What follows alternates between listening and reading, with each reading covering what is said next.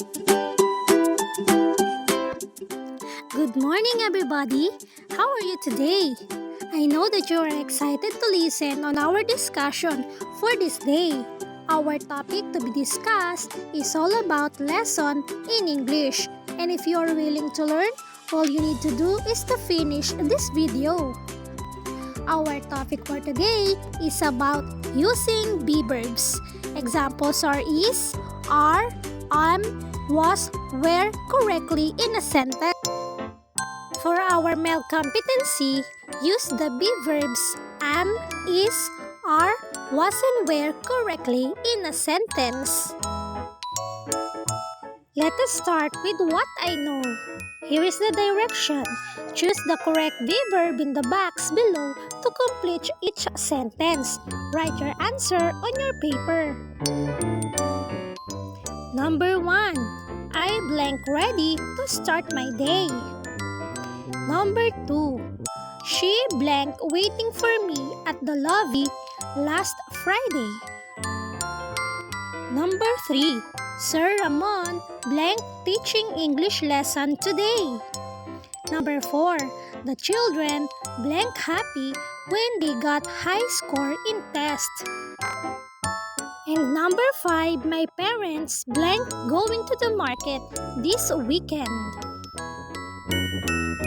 And now let us proceed to what's in. Direction. Let us have an activity. Are you ready? Read the question below and draw your answer in the box. Write at least 3 sentences about your drawing.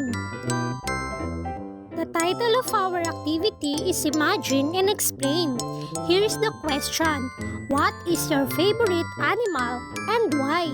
All you need to do is to draw your favorite animal in the box and write at least 3 sentences about it. Now let us proceed to what is new. Direction. Let's get in the poetry world. Before you read the poem, enrich your vocabulary with the following words. The picture will help you understand their meaning. Match the word on the left side from the picture on the right side. The teacher will give you a copy of it and you will just match it. Have you answered it well? If yes, good job, kids! Now let us read the poem and answer the question. The title of our poem is Homeschooling. Books are closing, schools are waiting. Friends are sad, I miss the learning that we had. No more playing with friends, no more knees to bend. No more sitting beside like brothers. Home is the safest place for learning, where I listen to my parents when they are teaching. They teach me to read and count numbers. Modules, televisions, and radio are the nowadays. I am hiding and praying to enjoy the world that we are living. Virus that spreads anywhere, well, I need to take good care. This problem will end soon. I just pray to God and look at the moon. Everything will be back to normal, just like a calendar. My dreams will go beyond this far. After we read the poem, now let us answer this comprehension question. Answer the following questions and write your answer on your paper. Number 1. What is the safest place for learning? Number 2. How did a kid learn without going to school? 3. Why can't he go to school? And number 4. What do you think did he feel when he couldn't play with his friends? After we answer the comprehension question, let us move on to what it's all about. Direction. Read the following sentences. Number 1. Friends are sad. Number 2. Home is the safest place for learning. Number 3. I am hiding and praying. 4. He was studying last night. And number 5. They were teaching their younger brother. The underlined words are called be-verbs. These are am, is, where, was, and are. The word be indicates the state of being. Be-verbs are also called helping verbs. There are rules to follow in using be-verbs or helping verbs. Rule number 1. Use is or was if the subject is singular. Example number 1.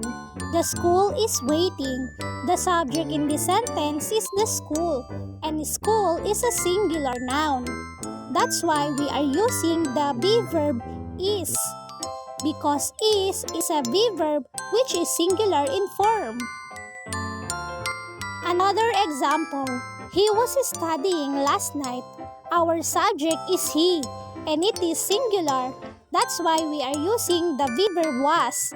Was is a singular be-verb in past tense or past form. The underlined verbs are called be-verbs. These are am, is, where, was, and are. The be-verbs indicate state of being or helping verbs. For our rule number 2, use are or where if the subject is plural in form. Just like the following examples.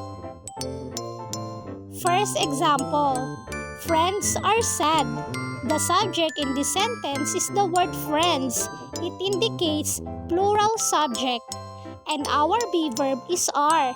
It indicates plural be-verbs in present form. Another example, they were teaching their young brothers. The subject here is the word they. It is plural in form. And our be-verb is were, and it is plural in form in past tense. Remember kids that use the be-verb are if the subject is you. And use the be-verb am if the subject is I. Example, you are performing well in the class. The subject is you, that's why you are going to use the be-verb are. Second example, I am reading.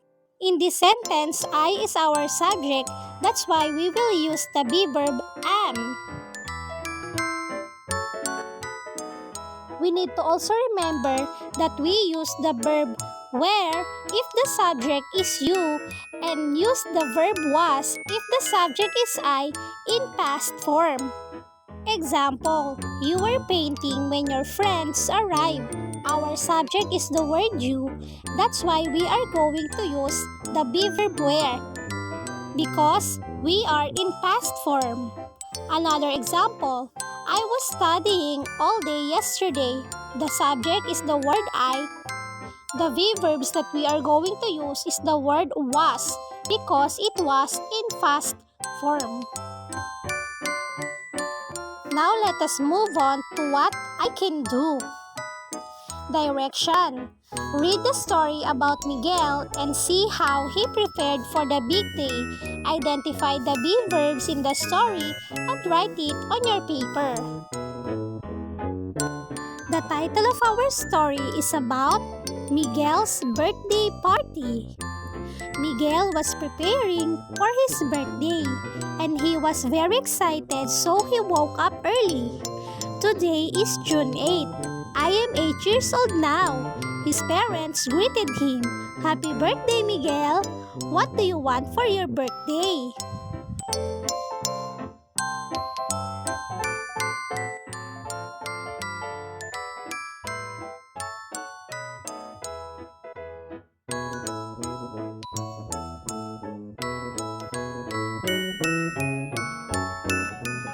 But Miguel was not able to invite his friends because everyone was advised to stay at home. His friends greeted him over the phone. His mother cooked pancit while his father went to ER Mall to buy cake and lechon manok. They ate a dinner and watched a movie after. He had a simple birthday celebration with his family. From the story that we read, look for the V-verbs and write it on your paper. Now, let's read again. Direction. Let us read another story and identify the V-verbs and write them on your paper. Miguel is an 8-year-old boy who lives with her mama and papa.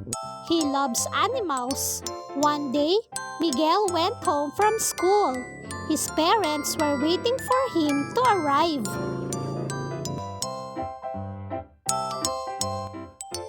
Miguel was surprised when he saw a lot of hens around the house. This is what he wants, to have animals to feed. Miguel hugged them and said, "Thank you so much, Mama and Papa. I am so happy. You are such a good son to us," Papa replied. From the story that you read, identify the V-verbs and write it on your paper.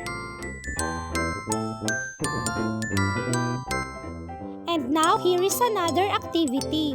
Read the conversation below and write the correct V-verbs on the blank.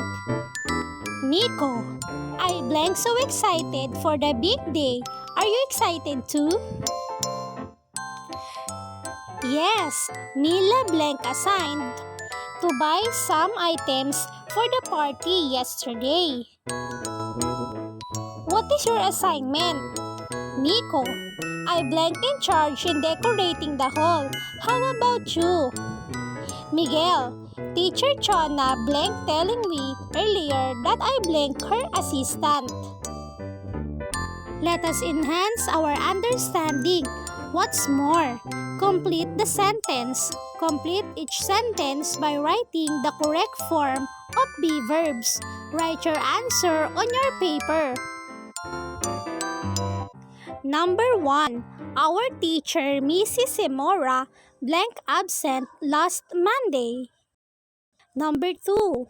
Uncle Joe, blank not feeling well today. Number 3. Jaylor and Jandy, blank my friends. Number 4. I blank doing my homework now. And number 5. You blank hiding at the corridor. Write the appropriate V-verbs in each sentence. Write your answer on your paper. Number 6. Last month, you blank in the hospital for checkup. 7. The weather blank a bit warmer today. 8. We blank eating dinner last night when the telephone rang. Green blank between the yellow and blue colors in the rainbow. And number 10, our cousins blank in our house last week. Now, let us find out what I have learned. Direction. Fill in the blanks with the correct answer. Do this in your notebook. Number 1. The V-verbs blank and blank are used with singular subject. Number 2. The V-verbs blank and blank are used with plural subjects. Number 3. If the subject is you, use the V-verbs blank and blank. And number 4. If the subject is I, use the V-verbs blank and blank. Now let us proceed to our assessment. Here is our direction. Read each sentence below and circle the correct V-verbs to complete each sentence. Number 1. We, was, were walking late at night and circle the correct V-verbs. Number 2. Did you know that she, was, were coming to school? And circle the correct V-verb. Number 3. Lawrence and Claire are friends and circle the correct V-verbs. Nida, we were walking at night. Do you know that she were coming to school? and circle the correct be-verb.